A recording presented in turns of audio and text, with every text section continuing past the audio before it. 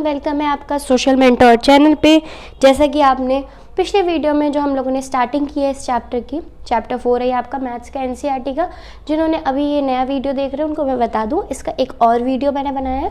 पहला वीडियो है वो इस चैप्टर का, बाकी तो बहुत सारे चैप्टर्स के बना चुकी हूँ मैं, पर इस चैप्टर को पहला वीडियो मैं अपलोड कर चुकी हूँ। तो जिस किसी ने वो ना देखा हो प्लीज़ जाके वो देखें, लिंक मैं डिस्क्रिप्शन में डाल दूँगी। अगर आपको कोई भी प्रॉब्लम आती है आप वहाँ से देख सकते हैं, ठीक है। स्टार्टिंग के चैप्टर्स आप ज़रूर पढ़ें, लेकिन अगर आप पढ़ चुके तो अच्छी बात है, और यहाँ से स्टार्ट कर रहे हो तो भी बहुत अच्छी बात है। तो यहाँ से अगर आप स्टार्ट करें तो पहला वीडियो बन चुका है, ठीक। ये दूसरा वीडियो है, लेक्चर नंबर 2। ये लेक्चर नंबर 2 है, जिस किसी को भी ना पता हो। तो हम लोगों ने पहले जो वीडियो था उसमें जो बातें की थी एक बार समझ लेते हैं। हम लोगों ने सिर्फ थोड़ा ही स्टार्ट किया था, ज़्यादा नहीं कर पाए थे क्योंकि वीडियो लंबा हो रहा था। हम लोगों ने पॉइंट्स की और लाइन सेगमेंट की बात कर ली थी, ठीक है।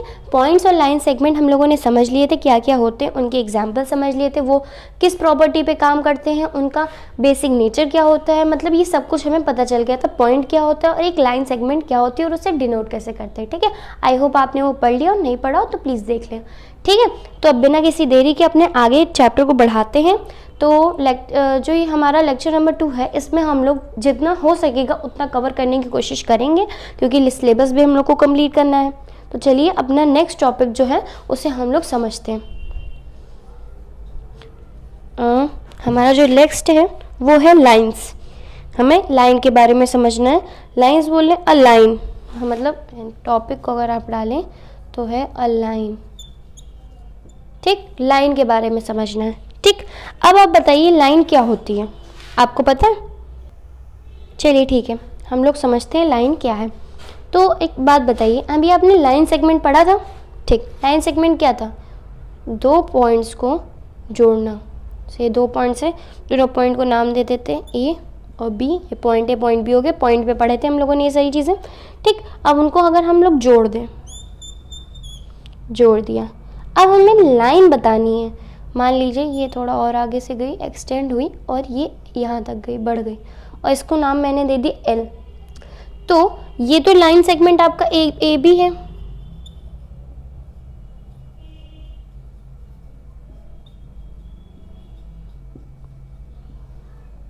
ये तो ए बी लाइन सेगमेंट है इतना। ये आगे बढ़ता जा रहा है, एल, एल नाम है इसका, ठीक है। तो अगर ये एक ही डायरेक्शन में, वन डायरेक्शन में जाता ही जा रहा है, तो ये कितने सारे पॉइंट्स लेते हुए जा रहा है? ये तो बहुत सारे पॉइंट्स होंगे ना। फिर अगर ये लाइन कंटिन्यूसली ऐसे आगे बढ़ती गई, एल मान लो यहाँ तक भी चला गया, तो ये कितने पॉइंट्स से लाइन बन रही है ना। तो ऐसे इनफाइनाइट हो जाएंगे, ठीक, इनफाइनाइट। आई होप आप मेरी बात समझ पा रहे हो कि अगर मान लो एक लाइन सेगमेंट है, उसके आगे भी आपकी लाइन जा रही है, ठीक, लाइन सेगमेंट जा रहा है और उसको एल नाम दिया गया है, लेकिन अगर वो इनफाइनाइट एक ही डायरेक्शन में इनफाइनाइट जा रही है तो उसमें मतलब इनफाइनाइट डॉट्स लग रहे हैं ना, तो इसको हम लोग लाइन से नहीं डिनोट कर सकते कि हाँ ये एक लाइन है। लाइन हम ऐसे बोल सकते हैं कि, इसे नोट कर लीजिए जिस किसी ने ना नोट किया हो। अब मैं रुकी हुई हूँ, हाँ नोट कर लिया, ठीक है। चलिए आगे बढ़ते हैं। तो एक मिनट मैं इसे रब कर लूँ पहले। तो ये जैसे कि आपकी अब ये एक लाइन है, मैंने इसमें बना दी पॉइंट्स, ये P एंड दिस Q, दो पॉइंट्स को मैंने डोनेट कर दिया और आगे बढ़ा के M लिख दिया, ठीक। अब इसे हम कह सकते हैं कि हाँ कि ये लाइन PQ है, और इसे हम लोग PQ को ऐसे भी लिख सकते हैं, PQ बार, ठीक। आप कहेंगे लाइन सेगमेंट के लिए है तो आप इसे ऐसे भी लिख सकते हैं। और समटाइम्स हम लोग इन्हें जो नाम इनका ये दिया हुआ है इसे इससे भी बोल सकते हैं, जैसे कि एल है, एल हुआ, एम हुआ, ठीक है। इससे भी डिनोट कर सकते हैं लाइन को। लाइन में इतना कुछ समझने की ज़रूरत नहीं होती है, ठीक है। तो इन्हें हम लोग डिनोट कर सकते हैं एल और एम से। ये आपकी लाइन हो गई, ठीक। लाइन का ही डायग्राम है। आई होप आपको मैंने बताया था कि जो कोई आप चीज़ें करें उसका डायग्राम ज़रूर बनाए। पॉइंट का डायग्राम बनाया होगा आपने, लाइन सेगमेंट का बनाया होगा, अब ये लाइन का है तो इसका भी डायग्राम आप लोग बनाएं। पी क्यू से भी डिनोट करते हैं और एल एम से भी इसे डिनोट करेंगे। तो हम लोगों ने लाइन की डेफिनेशन क्या समझी? लाइन की डेफिनेशन अब ये हुई, 2 पॉइंट्स डिटरमाइन ए लाइन। मतलब अगर 2 पॉइंट है वो आपके लाइन को डिटरमाइन करता है। अगर 2 पॉइंट्स हैं, अगर वो फिक्स है लाइन में, तो 2 पॉइंट्स डिटरमाइन अ लाइन। मतलब 2 पॉइंट्स हैं, ये दोनों फिक्स है अपनी जगह पे, तो वो दोनों क्या डिटरमाइन कर रहे हैं, मतलब क्या बता रहे हैं, डिटरमाइन मतलब बता रहे हैं कि हाँ वो लाइन है। तो ये पी क्यू आपकी लाइन है, और एम से भी और एल से भी, जो भी आप नाम दें उससे भी आप डिनोट कर सकते हैं। आई होप आपको लाइन का मतलब समझ में आ गया होगा। ये बेसिक चीज़ें थी, इससे ज़्यादा कुछ भी लाइन में नहीं था। जो भी बुक में लिखा था उसे मैंने शॉर्ट फॉर्म में पॉइंट्स में आपको समझाने की कोशिश करी, जिससे आपको दिक्कत ना हो। तो प्लीज़ इसे नोट करें। पहला पॉइंट डेफिनेशन के वाइज आप इसे भी समझ सकते हैं, लिख लीजिए। डायग्राम में इसे बना लीजिए सेकेंड पॉइंट, और थर्ड में आप डिनोट करने के लिए इन्हें भी लिख लीजिए। ठीक है, तो सीरियल वाइज नोट कर लीजिए, फिर हम लोग आगे बढ़ते हैं। नोट कर लीजिए। चलिए लाइन में आगे बढ़ते हैं। तो अब आप अगले जो टॉपिक्स देखेंगे उसके लिए लाइन आपको पढ़ना ज़रूरी था, जो आप पढ़ चुके हैं। अब लाइन में भी 2 टाइप आते हैं। ठीक है, ये लाइन है। अब लाइन के बारे में समझ लिया। अब इसमें 2 टाइप हैं आपके। पहला है आपका इंटरसेक्टिंग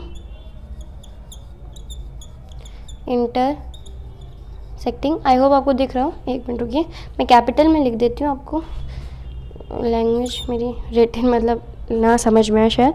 तो इंटरसेक्टिंग,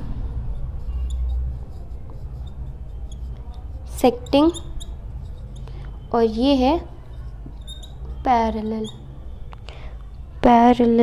ठीक है, पैरेलल भी लिख लीजिएगा, पैरेलल। ठीक, तो 2 आपकी लाइंस हैं, एक इंटरसेक्टिंग होगी और एक पैरेलल होगी लाइंस। अब 2 बेसिक चीज़ें हैं, हम लोग समझ लेते हैं। इंटरसेक्टिंग लाइंस और पैरेलल लाइंस। लाइंस के 2 टाइप हैं आपके, इंटरसेक्टिंग और पैरेलल। तो दोनों को ही हमें समझना होगा इन्हें क्या बोलते हैं, उसके बाद हम लोग आगे बढ़ेंगे। तो बहुत ही इंपॉर्टेंट टॉपिक है, प्लीज़ इन्हें ध्यान से समझिएगा। अगर आपको पैरेलल लाइन बोली गई है तो पैरेलल लाइन का मतलब क्या समझेंगे? देखिए, वैसे मैं एक एग्जाम्पल ले सकती हूँ, पर आपको वो अभी नहीं समझ में आएगा, क्योंकि वो आगे आपके जो शेप्स आएंगे उनमें आपको हेल्प होगा। एक होता है पैरेललोग्राम, उसमें पैरेलल सामने से ही आता है, पर आई होप आपका सिलेबस थोड़ा आगे है उसमें। अभी अगर बोलूँगी तो फिर कुछ बच्चे बोलेंगे पैरेललोग्राम मुझे नहीं पता, फिर बताइए, तो वो आगे पढ़ेंगे तो आपके लिए ज़्यादा बेटर है। तो अभी हम लोग पैरेलल लाइंस के लिए अलग एग्जाम्पल लेते हैं। मान लीजिए आपकी ये टेबल है, ठीक, 1 2 3 4, ठीक। अब इसके कॉर्नर में बना देती हूँ A B C D, ठीक है। अब एक बात बोलिए, ये AD और ये DC, ये दोनों आपस में कब एक जॉइंट में मिल रही हैं? हाँ, कह सकते हैं कि हाँ ये दोनों एक जॉइंट में मिल रही हैं। लेकिन अगर आपसे बोला जाए कि AB एंड DC, AB और DC की बात की जाए कि आप बताइए AD और DC आपके मिलेंगे, तो आप बताइए AB ये है, DC है, ये कहीं जाके मिलेंगे क्या? ये ऐसे जाके कभी आपस में ज्वाइन होंगे? मुझे तो नहीं लगता। ये तो ऐसे जा रहा है, ऐसे जा रहा है, ये तो नहीं मिलेंगे ना। तो ऐसी लाइंस जो आपस में कभी जुड़े ना, उनको हम लोग बोलते हैं पैरेलल लाइंस, ठीक है। मतलब ये कभी भी एक दूसरे से जॉइंट नहीं होंगी। ये देखिए, ये ऐसे जा रही हैं तो ये ऐसे रहेंगी, कभी ऐसे जॉइंट नहीं होंगी। अब पैरेलल लाइंस का उल्टा ही इंटरसेक्टिंग लाइंस होता है, बिल्कुल रिवर्स। ये कभी ज्वाइन नहीं होती और इंटरसेक्टिंग लाइंस हमेशा एक दूसरे को इंटरसेक्ट करती हैं। मान लीजिए ये लाइन आपकी L1 है और ये लाइन आपकी L2 है, तो ये एक दूसरे को इंटरसेक्ट कर रही हैं। कहाँ पे? यहाँ पे O पॉइंट पे, ठीक है।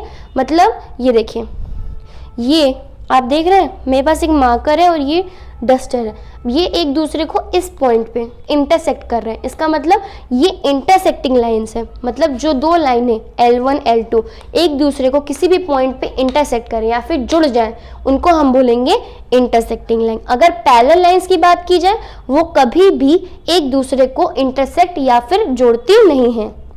वो हमेशा स्ट्रेट रहती हैं, ऐसे जाएंगी, चाहे फिर वो ऐसे हों, चाहे फिर वो ऐसे हों, चाहे फिर वो ऐसे हों। मतलब अगर वो ऐसे हैं तो ऐसे रहेंगी, ऐसे हैं तो ऐसे रहेंगी, अगर ऐसे हैं तो ऐसे रहेंगी। कभी भी उनके जो पाथ है एक दूसरे को क्रॉस नहीं करेंगे। ठीक है, आई होप आपने समझ लिया हो कि इंटरसेक्टिंग क्या होती है और पैरेलल लाइंस क्या होती हैं। एक बार फिर मैं इनको ठीक से आपको बता देती हूँ, आप लोग पहले इतना नोट कर लीजिए, नोट कर लीजिए। चलिए आगे बढ़ते हैं। आई होप आपको सब कुछ समझ में आ रहा हो जो मैंने लिखा है, तब भी मैं रिपीट कर देती हूँ, समझाना तो है ही मुझे। इंटरसेक्टिंग लाइंस, हम लोगों ने अभी बात करी इंटरसेक्टिंग लाइंस की और पैरेलल लाइंस की। तो इंटरसेक्टिंग लाइंस में two lines L1 and L2, हमने डायग्राम ये बना लिया, इंपॉर्टेंट है, प्लीज समझने के लिए जरूर बनाइए। एक लाइन जा रही है आपकी L1, एक लाइन आपकी जा रही है L2, तो उन्होंने बोल दिया two lines L1 and L2 intersect at P। Intersect का मतलब है एक जगह पे वो इंटरसेक्ट कर रही है, यानी मिल रही हैं। ठीक है, इंटरसेक्ट का मतलब मिल रही हैं, इंटरसेक्ट मतलब यहाँ पे वो दोनों लाइंस मिल रही हैं एट P। ठीक, if two lines have a common point, अगर दो लाइंस का कोई कॉमन पॉइंट निकलता है, जैसे ये दो लाइंस है आपकी L1 एंड L2, तो उनका अगर कॉमन पॉइंट P है, आ रहा है, then they are called intersecting line. तो हम उन लाइंस को इंटरसेक्टिंग लाइन बोलेंगे, क्योंकि इंटरसेक्टिंग लाइन हमेशा जो उनका कॉमन पॉइंट मतलब वो जुड़ती ही जुड़ती हैं, कभी वो अलग नहीं रहेंगी। इंटरसेक्ट हो रही है इसका मतलब वो एक दूसरे से मिल ही रही हैं। ऐसे बहुत से एग्जाम्पल्स हैं जिनको आप देख सकते हैं, जैसे कि आप रोड देखते हैं तो क्रॉस नहीं करते हैं, ऐसी तरीके की रोड्स होती हैं ये, तो यहाँ पे ये आपकी रोड्स एक दूसरे पे मिलती हैं, तो इनका कॉमन पॉइंट भी एक ऐसा रास्ता होता है जहाँ से चार रास्ते जा रहे होते हैं, शायद चौराहा बोलते होंगे, तो उनके जो चार रास्ते होते हैं तो उनका वो कॉमन पॉइंट होता है। ठीक है, तो उनको भी हम बोलेंगे कि हाँ ये इंटरसेक्टिंग लाइन का एक एग्जाम्पल है। ठीक, तो आपको इंटरसेक्टिंग लाइन अच्छे से क्लियर हो गया होगा। एग्जाम्पल के तौर पे आपको मैंने रोड का एग्जाम्पल दिया, ठीक है, और ये आपका डायग्राम है और ये आपकी डेफिनेशन है एनसीईआरटी के वाइज। ठीक है, तो इसे प्लीज ध्यान से समझिए और नोट कर लीजिए, फिर आगे बढ़ते हैं। चलिए पैरेलल लाइन समझते हैं। तो पैरेलल लाइंस बिल्कुल ही आपका जो मैंने बताया था इंटरसेक्टिंग लाइन के अपोजिट ही होता है। एक आपकी लाइन जा रही है L1, एक आपकी लाइन जा रही है L2, ये आपका डायग्राम है। और पैरेलल लाइंस के लिए लिखा गया है lines which do not meet are said to be parallel. जो लाइंस एक दूसरे से नहीं मिलती उन्हें हम पैरेलल कहते हैं, और उन लाइंस को हम लोग कहते हैं पैरेलल लाइंस। मतलब ये दो लाइन है, ये दोनों कभी आपस में मीट नहीं करेंगी, इसका मतलब ये हमारी पैरेलल लाइंस होती हैं।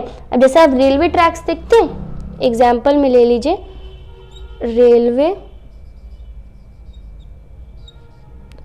ट्रैक, ये ऐसे ऐसे होते हैं, बीच में आपके पत्थर होते हैं, और ये आपकी लाइन होती है जिसपे आपकी गाड़ी चलती है, मतलब जो आपकी ट्रेन है वो चलती है, दो उसके मतलब पहिए वहिए जो भी हो वो चलते हैं, और ये बीच में आपका खाली रहता है। तो ये कभी आपस में मिलेंगे, अगर मिल जाएंगे तो आपका जो ट्रेन है वो एक्सीडेंट नहीं हो जाएगा। कभी कभी ऐसे केसेस भी आते हैं कि पटरी देखिए, एक जो लाइंस होती है रेलवे लाइंस वो एक दूसरे से क्रॉस कर गई, तो इसीलिए वो कभी मिलती नहीं है। तो उनका एग्जाम्पल आप ले सकते हैं कि हाँ वो पैरेलल लाइंस का एग्जाम्पल शोन करती हैं।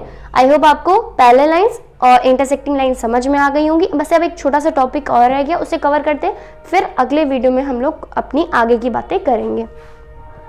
चलिए अगला टॉपिक है हमारा रे। ठीक है, ये भी एनसीईआरटी से ही है, मैंने शॉर्ट करके जो इम्पोर्टेंट था उससे निकाल के आपके लिए एक अच्छे से नोट्स बनाने की कोशिश की, जिससे कि आप पढ़ें तो आपको समझ में आए कि लिखा क्या है। तो असल में ये था क्या कि लिखा एनसीईआरटी का ही, मैंने बस उसके शॉर्ट नोट्स बनाए जिससे आपको बिल्कुल भी ना लगे कि कुछ नया पढ़ा रहे, क्योंकि एनसीईआरटी का जो पढ़ाया होता है वही एग्जाम में आता है, उससे ज़्यादा कहीं से भी नहीं पूछते। तो मैंने सोचा कि पहले इसके नोट्स आपके बना दूँ, फिर आपको समझिए कि इसमें कहा क्या गया है, समझेंगे इससे तो ज़्यादा बेटर लगेगा वैसे। ठीक है, तो हम लोगों ने अब लिख लिया, अब हमें इसे समझना है कि रे होती क्या है। ठीक है, तो अब देखिए रे हमारा एक छोटा टॉपिक है, ज़्यादा बड़ा नहीं है। A ray is a portion of line, it start at one point called starting point और initial point and goes endlessly in a direction. अब कहेंगे इसका मतलब क्या है, तो एक रे को क्या कहा गया है, रे आपकी एक पोर्शन ऑफ लाइट होती है। अब इसे पोर्शन ऑफ लाइट क्यों कहा गया, क्योंकि जो रे होती है वो एक साथ चलती है, कभी अकेले नहीं चलती। ये एग्जाम्पल के तौर पे जो मैंने लिए ना, देखिए अब यहाँ पे टॉर्च का मैंने एग्जाम्पल लिया तो ये देखिए ये एक साथ चल रही है, ये इतनी सारी लाइंस एक साथ चल रही हैं तो इन्हें हम रे बोलते हैं। ये जो है ना ये आपकी रे हैं, तभी एग्जाम्पल में है। एग्जाम्पल में आपका सन और सन की जो ये है ये भी रे हैं, तो ये रे हैं जो निकलती हैं सन से, जो आपकी किरणें नहीं बोलते रेज, आप पे पढ़नी चाहिए, बहुत ज़्यादा ज़रूरी होती हैं। तो ये सारी आपकी रेज हैं जो इंपॉर्टेंट होती हैं। तो ये सन की रेज हो गई, टॉर्च की रेज हो गई, ये सारे एग्जाम्पल है रे के जो नेचुरल मतलब आप रियल लाइफ में भी देखते हैं इन सारे एग्जाम्पल्स को। तो ये आपके रे के एग्जाम्पल हैं। और मैंने ये अभी इसलिए समझा क्योंकि उसमें कहा कि पोर्शन ऑफ लाइट, ये सारा लाइट का पोर्शन एक साथ लेके चलती है। देखो ये एक साथ लेके चलती हैं तो लाइट आपके ऊपर एक साथ पड़ती है ना, रे अलग अलग होती है लेकिन साथ में पड़ती हैं। तो रे is a portion of line, मतलब लाइन है ना, लाइन में ही आ रही है, कोई अलग तो आ नहीं रही, इन्हें लाइन ही तो बोलेंगे। और इनको लेकिन डोनेट रे से किया जाता है, ठीक है।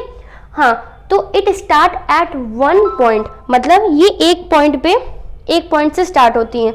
ये देखिए ये ए है, ये ए से स्टार्ट हुई, ए से एग्जाम्पल है ये, मतलब डायग्राम है ये रे का, इंपॉर्टेंट है। प्लीज़ इसे अच्छे से समझिए कि ये आपका, उसने कहा it start at one point, ये एक पॉइंट से स्टार्ट हुई ए से, जिसको हम लोग कहेंगे स्टार्टिंग पॉइंट और इनिशियल पॉइंट। अब आपको पता है कि दो लाइंस हैं, दो लाइन का जो स्टार्टिंग पॉइंट होता है उसे हम लोग इनिशियल पॉइंट, और जो एंडिंग पॉइंट होता है उसे हम लोग बोलते हैं टर्मिनल पॉइंट। प्लीज इसे सब नोट कर लीजिएगा, बहुत इंपॉर्टेंट है। तो ये आपका टर्मिनल पॉइंट होता है, ये आपका इनिशियल पॉइंट होता है। मैथ्स में इन पॉइंट्स की बहुत ज़्यादा इंपॉर्टेंस है, तो प्लीज़ इसे ध्यान से समझिए। तो इनिशियल पॉइंट और या फिर स्टार्टिंग पॉइंट से आपकी रे स्टार्ट होती है and goes endlessly in a direction, और वो एक ही डायरेक्शन में आगे बढ़ती जाती है। मैंने अभी यहीं तक बनाई है पर ये बहुत आगे तक जाती है। एग्जाम्पल में सन की रे मतलब आपका जो सन है वो कितनी दूर होता है आपसे, दूरी तो होता है लेकिन वो कितनी दूरी से रेज आती हैं, तो जो उसकी रेज है वो एंडलेसली एक ही डायरेक्शन में जाती हैं, कोई दूसरी डायरेक्शन में जाएंगे। अगर आपका सन एक ही डायरेक्शन में रह देगा, टॉर्च भी आपकी एक ही डायरेक्शन में, उसकी डायरेक्शन कभी चेंज नहीं होगी, ठीक है।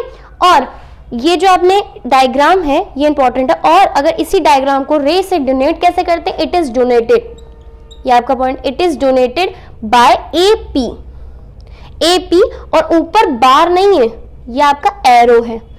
हम लोग लाइन सेगमेंट को बार से डोनेट करते थे या फिर A B bar, B C बार, लेकिन इसमें आपका जो क्या बोलते हैं रे है उसको एरो से डोनेट करेंगे। एपी हमने वो ने एरो लगा दिया क्योंकि डायग्राम में जो आपके वर्ड्स लिए गए हैं वो ए और पी लिए गए। अगर ए और एक्स लेते तो यहाँ लिखते ए और एक्स और एरो, ए पहले आएगा पी बाद में आएगा, ठीक, समझ गए।